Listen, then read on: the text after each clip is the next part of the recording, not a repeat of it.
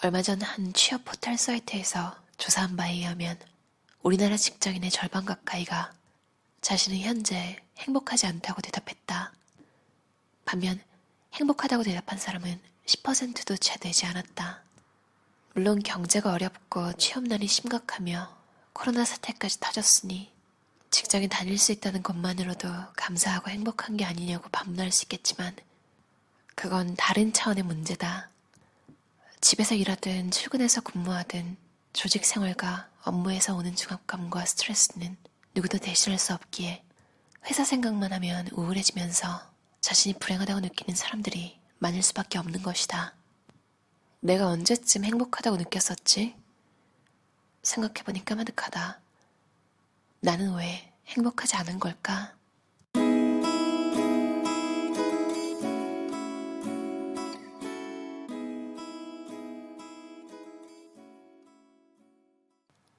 행복은 주관적이다. 객관적이고 절대적인 행복은 없다. 어마어마한 부자가 불행하다고 느낄 수 있고 빌어먹는 거지나 노숙인이 행복하다고 느낄 수 있다. 행복은 지금 자신이 처한 상황에 만족감을 느껴야 경험할 수 있는 감정이다. 행복하지 않다면 지금 내 상황에 만족하지 않는 것이다. 당연한 씨는 왜 만족하지 못하는 걸까? 만족하지 못하는 사람들의 특징은 당위적 사고가 많은 것이다. 당위적 사고란 나는 당연히 그래야 한다 라고 생각하는 것이다. 매사 have-to로만 생각하는 방식이다. 의무적으로 뭔가 해야 할 때, 누군가에게 강하게 충고할 때, 어떤 일에 확신을 가질 때 뭐뭐 해야 한다라는 말을 한다. 그런데 만족할 줄 모르는 사람들은 언제든 나는 뭐뭐 해야 한다라는 말을 하고 실제로 그렇게 생각한다. 열심히 공부한 결과 100점을 받는다면 행복한 일이지만 그렇지 않더라도 최선을 다한 결과이기에 만족할 줄 알아야 하는데 이런 사람은 그렇게 받아들이지를 못한다. 100점을 받아야만 하고 100점을 받는 게 당연한 일이기 때문이다. 따라서 100점을 받아도 기쁘거나 행복하지 않다. 당연한 결과가 나왔는데 뭐가 기쁘고 행복하냐는 투다. 겨우 안도감 정도를 느낄 뿐이다. 당연한 시도 마찬가지다. 당위적 사고로 하는 스타일이다. 원하는 대학에 합격했을 때나 바라던 회사에 취직했을 때도 행복한 감정은 잠시뿐 당연한 결과라는 생각에 인해 평상심으로 돌아갔다. 주어진 업무를 잘 처리해 좋은 결과가 나왔을 때도 자신이 속한 팀이 우수한 실적으로 목표를 달성해 보너스를 받았을 때도 너무나 당연하다는 생각에 그저 무덤덤하게 받아들였을 뿐이다. 이런 부류에 속한 사람은 희망과 당위를 구분할 줄 알아야 한다. 먼저 말버릇부터 고치는 게 좋다. 나는 그 일을 잘해야 해. 이번에 운동에서 꼭 살을 빼야만 해. 주말에 시간을 알차게 보내야 해. 이렇게 당위적 언어를 사용해 자신을 다그치면서 결과를 당연시하면 안 된다. 나는 그 일을 잘했으면 좋겠어. 이번에 운동에서 살을 빼고 싶어. 주말에도 시간을 알차게 보냈으면 좋겠다.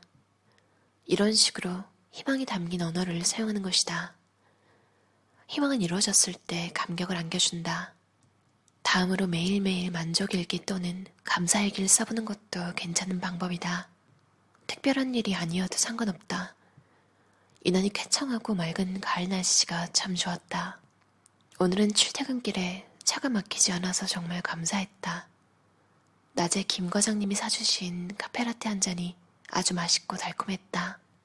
이처럼 간단하게라도 자신의 솔직한 감정을 드러내 표현하는 건 매우 중요한 일이다. 감정은 드러내고 표현할 때만 의미가 된다. 내 삶에 의미 있고 가치 있는 것들로 채워지려면 내 감정을 잘 드러내고 정확히 표현해야 한다. 세상에 당연한 건 없다. 희망을 이루었을 때 마음껏 감사하고 감격하라. 그것이 인생을 멋지게 사는 비결이다. 행복은 표현하는 사람에게 더 많이 찾아온다. 뚜렷한 목표부터 일단 찾아라. 목적이 있어야 원하는 목표를 이루기 쉽고 목표를 이룬 후에도 지치거나 마음이 바뀌거나 무료해지지 않을 수 있다. 목표 지향보다 목적 지향이 더욱 중요하다. 목적이 불분명하거나 목적을 통해 긍정적인 기분이 떠오르지 않으면 한 가지 일을 오래 계속하기 어렵고 목표를 성취하고 난 후에도 행복감을 느끼기가 어렵다. 그리고 지금까지 내가 뭘 한 건지 허무하기도 하고 목표가 사라졌다는 데서 뜻하지 않은 불안감이 올 수도 있다. 먼저 내가 왜 이 일을 시작했는지를 찬찬히 생각하고 찾아보는 게 필요하다. 목적이란 내가 이 행위를 왜 하는가에 관한 이유이기 때문이다. 이 일을 시작하기 전에 내가 어떤 미래를 그렸었는지 생각해보자. 인생의 버킷리스트를 만들어보는 것도 괜찮은 방법이다. 내가 원하는 삶, 내가 하고 싶은 것, 내가 꿈꾸는 일을 아주 구체적으로 하나하나 생각하고 그려보고 설계하다 보면 현재의 직장이나 자신이 하는 일을 통해 그 버킷리스트를 채우고 이룰 수 있는 공통 분모를 찾아낼 수도 있다. 종착점이 같더라도 이에 다다를 수 있는 길과 방법은 수없이 많다. 하나의 목적지로 향하는 길이 오직 하나의 길뿐인 경우는 그리 많지 않다. 어떤 길로 가더라도 원하는 목적지에만 이를 수 있다면 현재 내가 다니는 직장이나 하고 있는 일을 통해서도 얼마든지 희망하는 목적을 이룰 수 있다는 점에서 버킷리스트를 만들어보는 건 해결책을 찾아가는 의미 있는 방법이다. 사람에게는 자기 보호 편향이라는 게 있다. 자신에게 안 좋은 일이 생겼을 때는 자신의 내부보다 외부에서 원인을 찾고 타인에게 안 좋은 일이 생겼을 때는 타인의 외부보다 내부에서 원인을 찾는 방식으로 자신의 자존감을 보호하려 한다. 시쳇말로 내로남불이다. 이런 편향은 자기를 보호하기 위해 본능적으로 생겨나는 것이다. 나에게는 엄격하고 남에게는 관대한 사람은 자신에게 안 좋은 일이 있을 때 외부보다 자신의 내부에서 계속 원인을 찾으려고 한다. 자기보호 편향과 반대로 행동하는 사람이다. 끊임없이 내 탓을 하고 자기에게 분노를 느끼다 보면 우울감이 발생할 수 있다. 더 중요한 건 모든 행동과 결과의 원인을 내가 찾을 수 있을 거라는 믿음을 버리는 자세다. 원인을 명확히 찾아내 해결할 수 있다면 좋겠지만 그건 쉽지 않은 일이다. 우리 삶에는 원인을 알 수 없거나 찾기 힘든 일이 그렇지 않은 일보다 훨씬 더 많이 일어난다. 이 점을 이해해야 한다. 무엇보다 자신을 믿고 사랑하는 마음을 갖는 게 중요하다. 내 멘탈이 약하기 때문이 아니다. 행동이나 결과의 모든 원인이 나에게 있는 것이 아니다. 환경이나 상황이 좋아지면 행동이나 결과도 달라질 것이다. 이렇게 생각하면서 자신감을 되찾는 게 필요하다. 수치심을 느끼지 않으려고 일부러 사람들과의 관계를 피하는 사람은 어떻게 해야 이런 성격을 극복할 수 있을까? 먼저 나에 대한 상대방의 생각을 섣불리 예측하지 않는 것이 중요하다. 상대방은 나에게 수치심을 줄 의도가 전혀 없는데 나 혼자 지레 짐작하는 것은 내 착각일 뿐이다. 이럴 때는 매일 일기를 쓰면서 내가 어림짐작했던 상대방의 생각을 찾아보고 다른 여러 가지 가능성을 평가해보는 것이 좋다. 구체적이고 현실적인 목표를 세우는 것도 좋은 방법이다. 동기와 친해지기, 사수와 가까워지기, 이런 모호한 목표 말고 아주 구체적이고 현실적인 목표를 세우는 것이다. 오늘 동기에게 먼저 인사하기, 이번 주 안으로 팀장님과 5분 넘게 대화하기, 이달 안에 사수와 점심 식사하기 등이다. 그래야 실천할 수 있다. 우선 편한 대상에게 시도해보는 게 좋다. 간혹 다른 사람이 나에 대해 그 정도로 관심을 가지지 않는다는 생각만으로 불안이 줄어들 수도 있다. 아무 관심 없는 타인으로부터 숨을 필요가 없다는 걸 깨닫게 되면 충분히 좋아질 수 있다. 타인을 의식하기보다 내가 나를 어떻게 바라보는지부터 유심히 살펴봐야 한다. 나에게 주목하고 나를 사랑하며 살기에도 인생은 너무 짧다. 크던 작던 스트레스나 위기가 찾아오는 순간에는 나부터 보살피는 현명함이 필요하다. 원하지 않는 사람들과의 관계, 사회생활에서 일어나는 불편하고 예민한 상황들, 복잡한 감정의 변화로 인해 오는 스트레스, 무엇보다 과도한 자책과 자기 비난으로부터 나 자신을 지킬 줄 알아야 한다. 지난 과거를 한번 돌이켜보자. 누군가로부터 비난을 받았을 때 오히려 남보다 더 가혹하게 나 자신을 질책하진 않았는지. 나를 지킨다는 것은 나를 무조건적으로 옹호한다는 의미가 아니다. 내가 한 행동에 대해 비겁하게 변명하는 일도 아니다. 나를 지킨다는 것은 나를, 내 감정을, 내 삶을 제대로 바라볼 줄 알고 이해하는 것이다. 나를 이해하고 품어줄 때 어떤 상황이 와도 나 자신을 제대로 지키는 법을 스스로 찾아낼 수 있다. 과거의 상처에서 벗어나질 못하고 연연해하는 사람들, 일과 업무에 치여 몸도 마음도 지쳐버린 사람들, 바꿀 수 없는 상대 대신 스스로를 바꾸려고 자신에게 부담을 주는 사람들, 원인 모를 스트레스와 불면증에 시달리는 사람들까지 무척이나 다양하다. 저마다 사연은 다르지만 모두 의미 없는 관계와 상황에 방치되어 내면의 자신이 상처받은 사람들이었다. 변화가 미진해도 심지어 변하지 않아도 괜찮다. 나 자신을 위해 무언가 했다는 것이 중요하다. 그것만으로도 충분히 값진 시간을 보내게 된 것인 말이다. 지금 나를 위해 보내는 시간이 쌓이고 쌓여 결국 나를 위한 삶을 사는 게 습관처럼 자연스럽게 변할 것이다. 어떠셨나요? 조장원 저자의 나를 지키는 심리학이라는 책이었어요. 중앙북스에서 나왔고요. 책이 참 따뜻하죠. 자책하는 게 좀 습관적으로 되신 분들, 문제의 원인을 내 탓으로 하는 게 너무 익숙하신 분들, 어렸을 때, 그러니까 교육을 너무 안 받아도 문제지만 이거 누구 탓이야? 너 탓이잖아.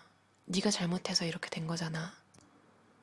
그러니까 뭐 하다못해 어린이들은 먹는 양이 다 다르잖아요. 근데 내가 밥을 푼 게 아닌데 밥을 남겨요. 근데 돌아오는 소리는 이거 남기면 누가 먹을 건데 네가 먹던 걸 누가 먹어.